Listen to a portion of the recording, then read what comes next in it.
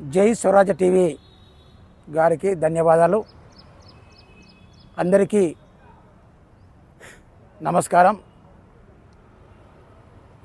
గౌరవ మందకృష్ణ మాదిగ గారు గత 30 సంవత్సరాలుగా ఎస్సీల వర్గీకరణ సాధన కోసం పోరాటం చేసి వర్గీకరణను సాధించుకోవడం జరిగింది.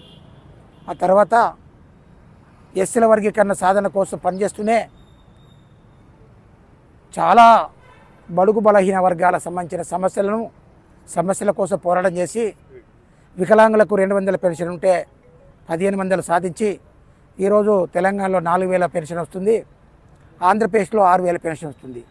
వృద్ధులకు వితంతులకు 200 పెన్షన్ ఉంటే 1000 సాధించి ఈరోజు తెలంగాణలో 2000 వస్తుంది, ఆంధ్రప్రదేశ్లో 4000 వస్తుంది.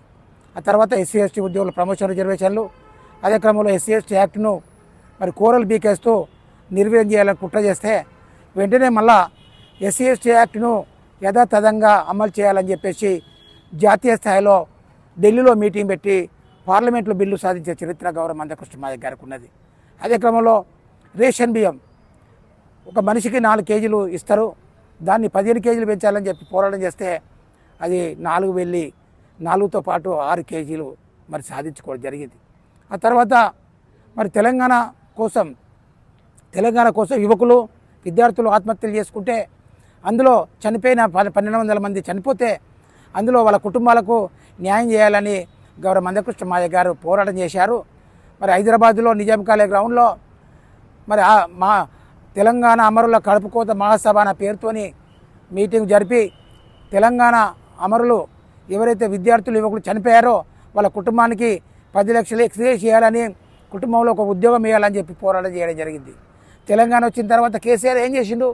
కేసీఆర్ గారు మరి తెలంగాణ రాగానే ముఖ్యమంత్రి కేసీఆర్ అయ్యి మరి అల్లుడు కొడుకు వాళ్ళకు మంత్రి పదవులు ఇచ్చారు. కానీ తెలంగాణ కోసం అమరులైన మరి విద్యార్థుల గురించి యువకుల గురించి పట్టించుకోని క్రమంలో గౌరవ మందకృష్ణ మాదిగ గారు మరి వాళ్ళ కుటుంబాలకు 10 లక్షలు ఇవ్వాలి, అదే క్రమంలో ఉద్యోగాలు ఇవ్వాలని చెప్పేసి పోరాటం చేశాడు. ఈ రకంగా ఎన్నో సమస్యల పరిష్కారం కోసం ఎస్సీల కోసం, ఎస్టీల కోసం, బీసీల కోసం పనిచేశాడు. అదే క్రమంలో ఎస్సీ ఎస్టీ యాక్ట్ కేసులు చాలా పెండింగ్లో ఉన్నాయి.